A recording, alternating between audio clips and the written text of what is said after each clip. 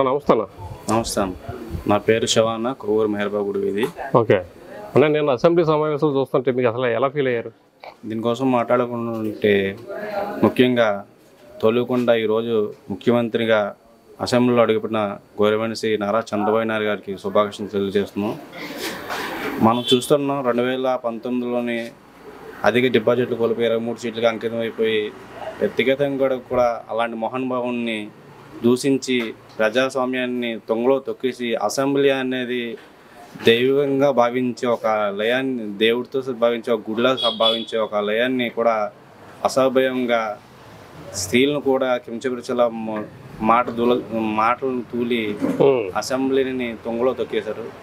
ఈరోజు గవర్నర్ శ్రీ నారా చంద్రబాబు ముఖ్యమంత్రి ఆ రోజు ప్రతిపాదించారు, నేను మళ్ళీ అసెంబ్లీలో అడుగు పెడితే కనుక సీఎంగా అయితేనే అసెంబ్లీలో అడుగు పెడతాను శపథం చేశారు.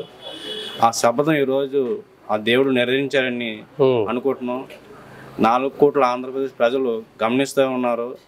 ఎవరు వస్తే ఆంధ్రప్రదేశ్ అభివృద్ధి పాలన ముందుకు నడుస్తుందో అందరికీ తెలిసింది. ఈ రోజున ఇప్పుడు అర్థమైంది. చంద్రబాబు నాయుడు గారు కూడా అభివృద్ధి పాలన అంటే మనం చూసాం. ఒక హైదరాబాద్ తెలంగాణ సిటీ చెప్పుకోవాలంటే ముందు చంద్రబాబు నాయుడు పేరు చెప్పుకున్న మొదలు పెట్టాలి, లేకుంటే వాళ్ళకి అంత ఆక్ష లేదు. ఏ సీఎం వచ్చినా సరే ముందుకుంటా సంక్షేమం కన్నా సంక్షేమంతో పాటు అభివృద్ధి కూడా ఉండాలి. అభివృద్ధి ఉండాలంటే బాబు గారు రావాలి. ఈరోజు బాబు గారు రావడం మాకు చాలా ఆనందంగా ఉన్నది.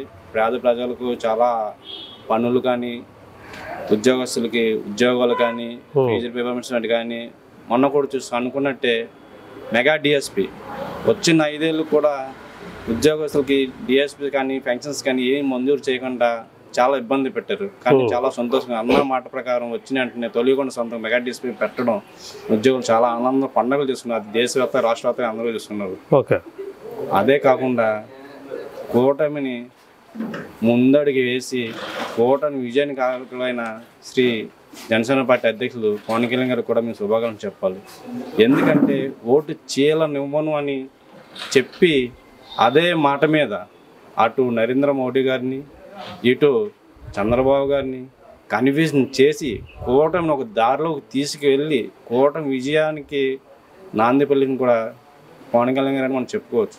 ఎందుకంటే ఓటు చీలితే రాష్ట్ర బతుకులు, ప్రజల బతుకులు అధోగతి స్థితి పాలైపోను.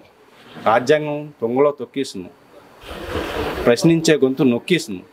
అలాంటిది మంచి రకంగా ఎక్కడ నెగ్గాల కాదు ఎక్కడ తగ్గాలన్నది కూడా పవన్ కళ్యాణ్ ఈ మాటలో కూడా వాస్తవంగా నిరూపించుకున్నారు. ఓకే, మద్యపాన నిషేధం అనేది 2019లో మనకు జరగల, అది వైసీపీ పరిపాలనలో. కనీసం క్వాలిటీ మద్యం కూడా ఇవ్వలేదని చెప్పి తాగినటువంటి వ్యక్తులు చాలా బాధపడడం జరిగింది. కానీ ఇప్పుడు టీడీపీ హయాం రాగానే మద్యంలో కూడా క్వాలిటీ ఇవ్వడం కానీ, కంపెనీల నుంచి కంపెనీ మద్యం తీసుకురావడం కానీ చెప్పడం జరిగింది, తీసుకొస్తానని చెప్తున్నారు. సో దీని గురించి మద్యం గురించి ఏం మాట్లాడతారు?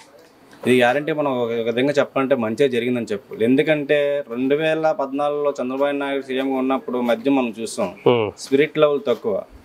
ఇప్పుడు జగన్మోహన్ రెడ్డి గారు అధికారులు వచ్చిన తర్వాత మీరు బాగా చూస్తున్నారు. అందరూ అంటూ ఉంటారు ఏంటి బ్రాండ్ అంటే Jagan brands, Jagan tax brands అంటున్నారు. స్పిరిట్ ఎక్కువ, అది తాగితే మనిషి అన్నాడు ఎవరైనా సరే 40 సంవత్సరాలు చనిపోతారు. మన జీవితకాలం అందరూ 100 సంవత్సరాలు కానీ ఇప్పుడు 60 సంవత్సరాలు పడిపోయింది. జగన్మోహన్ రెడ్డి పుణ్యమంటూ ఈ 5 సంవత్సరాలు 40 సంవత్సరాలుగా పడిపోయింది. మీకు కావాల్సి ఒకసారి ట్రాక్ రికార్డ్ చూసుకోండి. ఏ హాస్పిటల్కి వెళ్ళినా, ప్రభుత్వ హాస్పిటల్కి వెళ్ళినా, ఎక్కడికి వెళ్ళినా పోస్ట్ మార్టం రిపోర్ట్ చూసుకోండి. ముందు తాగి చచ్చిపోవడం చాలా మంది, కిడ్నీ ఫెయిల్యూర్స్, తర్వాత లివర్ ఫెయిల్యూర్స్, తర్వాత హైడ్రేషన్ అయిపోయి స్పృహకి కోల్పోవడం చాలా దారుణం. చాలా ముందు ఎలా ఉన్నదంటే ముందు తాగిన ఒకటే ఒక పురుగు మందు తాగినంటే అంత స్థితి తీసుకొచ్చేసారు. పొద్దుండి సాయంత్రం కష్టపడినాడు నాణ్యత ముందు ఒక 90 వేసుకున్న హ్యాపీ ఇంట్లో పడుకున్న ఒళ్ళు అలిసిపోయి జబ్బులు అలిసిపోయి కష్టజీవితం కళ్ళ నీరు తెచ్చుకొని ఒక 90 వేసి ముందు వేసి పడుకుందామంటే ఆ 90 ముందే వాళ్ళకి కథం. ఇంకా సో మొత్తం మీద ఇప్పుడు టీడీపీ హయాంలో ఈ కూటమిలో మందు బాబులు హ్యాపీగా ఎంజాయ్ చేస్తారంటావా? ఫుల్ ఎంజాయ్ చేస్తారు, నాకైతే గ్యారెంటీ ఉంది. ఎందుకంటే ముందు అన్నది నిజంగా కల్తీ లేని ముందు బాబు అందిస్తారని మాకు తెలుసు. పాత బ్రాండ్లు కూడా వస్తాయి, త్వరలో వచ్చే దిశగా అడుగులు వేస్తారు. బాబు గారు అన్నారంటే అన్న మాట ప్రకారం అన్ని పథకాలు ముందుకు తీసుకెళ్తారని ఆంధ్ర రాష్ట్ర ప్రజలందరికీ తెలిసింది, తెలిసేది. ఓకేనా, థ్యాంక్ యూ. నమస్తే. నమస్తే అండి. ఏంటి సంగతి అసలు 2024 చూసుకుంటే అసలు వైసీపీ పార్టీ 170 స్థానాలు మాది గెలుసు అసలు తెలుగుదేశం పార్టీ అనేది లేకుండా చేస్తున్న వైసీపీ పార్టీ ఈరోజు ప్రతిపక్ష పార్టీగా లేకుండా కూడా అయిపోయింది. నేను అసెంబ్లీలో చూసుకుంటే పవన్ కళ్యాణ్ జగన్మోహన్ రెడ్డి గారు వెళ్తుంటే జగన్మామ అంటూ ఎట్టగారం కూడా ఆయన ఒక సీఎం ఉన్నటువంటి ఆయన ఈరోజు ఈ విధంగా పరిస్థితి వచ్చింది. ఎందుకని అంటాం? వై నాట్ 175 అన్న మన మాజీ ముఖ్యమంత్రి జగన్మోహన్ రెడ్డి గారు ఈ రోజుకి 11 స్థానాలకు దిగజారంటే అతని పరిపాలన గురించి అతనే అర్థం చేసుకోవాలి. ప్రజలందరూ అతని పరిపాలన వ్యతిరేకించి సైలెంట్ ఓటింగ్ చేసి కూటమిని గెలిపించారు. ఎందుకని? అతని పరిపాలన నచ్చక ప్రజలు రోడ్లెక్కి ఈ అధికారం మాకు నచ్చలేదు అని చెప్తే అరెస్టులు చేసి ఇది విచ్ఛిన్నం చేస్తారని చెప్పి ప్రజలే బయటికి రాకుండా వాళ్ళ మనసులు మార్చుకుని సైలెంట్ ఓటింగ్తో 163 సీట్లతో కూటమిని గెలిపించారు. 11 స్థానాలకే పరిమితమైన జగన్మోహన్ రెడ్డి నిన్న మీరు అన్నట్టుగానే అసెంబ్లీలో అతను ప్రమాణ స్వీకారం చేసి బయటకు వస్తుంటే జగన్ మావయ్య ఎందుకంటున్నారు? ఆ స్థాయి ఎందుకు దిగదార్చుకున్నారు? ఒక మాజీ ముఖ్యమంత్రిని జగన్ మావయ్య అని అంటున్నారు. ఆ జగన్ మావయ్య అనిపించుకోవడానికి ఇతను చేసింది ఏముంది? మాకు జగన్ మావయ్య అన్నాడు, మేనగోళ్ళగా ఇతను చేసింది ఏముంది? ఏం చేశారు ప్రజలకి? అంటే సంక్షేమ పథకాలతో నాడు నేడు కార్యక్రమం గట్రా విద్యాదేవం లాంటి ఎన్నో సంక్షేమ పథకాలు పెట్టారుగా. ఈ సంక్షేమ పథకాలు ఎవరికండి? డబ్బులు ఉన్న వాళ్ళకి పథకం వస్తుంది, పూరి గుడిసెలో ఉన్న వాళ్ళకి పథకం వస్తుంది.